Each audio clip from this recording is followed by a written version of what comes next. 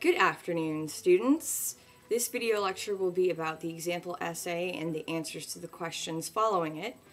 So we're just going to start at the beginning. Number 1. There are two places where small caps font is used. What do these sentences do? What's the difference between the two sentences, and which do you prefer?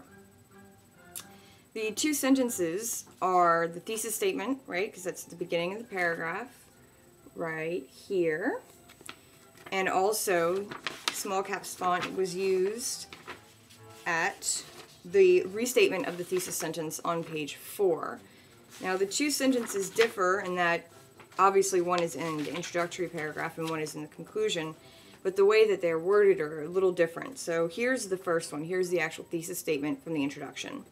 The first time I drove out of Louisiana by myself, I felt nervous like Orwell, but once I started driving, I felt excited, much like Sedaris. As the ride progressed, I felt fed up, and then when it was over, I felt relief, like Orwell. Now the second one.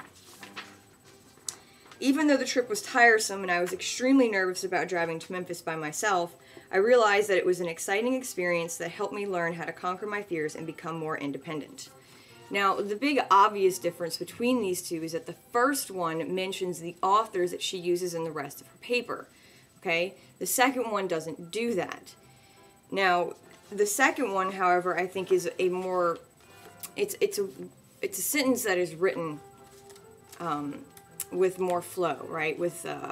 It's just a better sounding sentence. It's less choppy. There's no semicolon in the middle that breaks the sentence up or anything like that. However, in order to properly guide your reader through your essay, you have to mention, right, Orwell and Sedaris or Hodgman if you're using her. So the first sentence, the one at the end of the introduction, is the kind that I want you to write, obviously.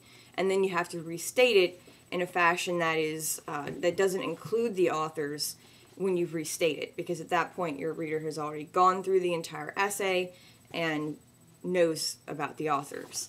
Okay, so, and as far as which one you prefer, you could prefer either statement. You could prefer the first one because it does a better job of leading the reader through the paper. You could prefer the second one because it's written in a manner that is more lovely to read, which is a little clearer to your reader. Okay, so second question.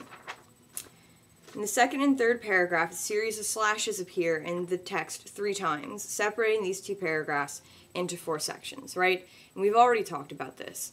Your 2 narrative paragraphs are going to be cut into 4 sections, so that's 2 sections per paragraph. And those 4 sections are the 4 highlighted events that you're going to talk about in the 4 body paragraphs.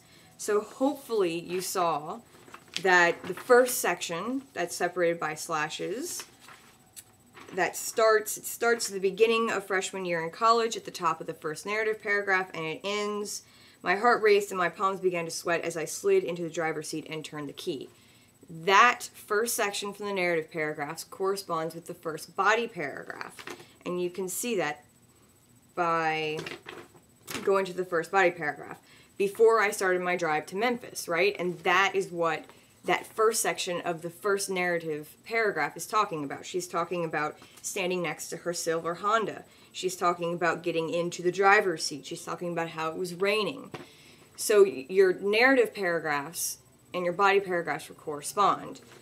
The second section starts, as soon as the car glided down the driveway, however, I felt much more relaxed than I was 2 days before. In fact, I was thrilled. And then it ends on the next page, on page 2, the excitement was nothing that I had ever felt before. Here, she's still very close to home, right? She hasn't really hit the open highway. She's just backing out of her driveway and just getting her drive started. And that corresponds to the second body paragraph, where she says, her topic sentence is, as I started driving, right? So she's literally talking about turning the key and backing out of the driveway. As I started driving, the anxiety that I experienced melted away, and I felt excited about being on my own, as well as being able to see my best friend, just like Sedaris was when he moved to Paris to attend school. Okay, so then the third section of the narrative paragraphs is the top of the second narrative paragraph, right? That's the one right here on page 2. 3 hours into the drive, I arrived in Jackson, Mississippi, and then it ends My limbs felt sluggish and I was extremely bored. So here we've moved from the first narrative paragraph only took up the part where she was standing next to her car and literally getting into her car. The second highlighted event is her just basically backing out of the driveway and sort of getting started with the driving. And then she basically summarizes her first 3 hours. She just says 3 hours into the drive. So she skips all that part. And that's what you need to do as well. So she's skipping forward to the next highlighted event. Now, of course, this piece of the third highlighted event is the third body paragraph. And the third body paragraph begins, "My excitement did not last long because after 6 hours of driving by myself in the pouring rain, I was fed up. I felt like Orwell did towards his job as a police officer in Burma." So there, she's, moved on forward in time. She's been driving a while. She's getting bored, right? The excitement has melted away. And then finally, her fourth highlighted event is actually arriving in Memphis. "By the time I arrived in Tennessee, it had been 6 hours since I left New Orleans. The sky was dark with rain clouds, dun-dun-dun-dun-dun-dun." And then she gets to the end. "I was safe. I was there. I had done it all by myself." And of course, that corresponds to the fourth body paragraph. "When I finally arrived at Rhodes in Memphis, Tennessee, I realized that from that day forth, driving far away would not be so bad now that I'd done it. This is much like the relief that Orwell felt when he realized that he would not be penalized for shooting the elephant." So when you're doing your body paragraphs, they're going to correspond to those four events that you highlight in your narrative paragraphs. So just keep that in mind. That's why I asked this question, so that you can clearly see, okay, here's the first highlighted event, here's the second highlighted event, here's the third and the fourth, and then how they correspond to the body paragraphs which follow. Okay, the third question. There are 4 places where the text is italicized. What is the italicized text doing? Now, what the italicized text does in this example essay is it continues to elaborate and describe Jane's own personal experience, the student's personal experience. You have gone over it in the narrative paragraphs, right? But when you get to your body paragraphs, you're going to have to sort of remind your readers again, hey, this is the part of the narrative that I'm talking about. Let me give you a little more information about it.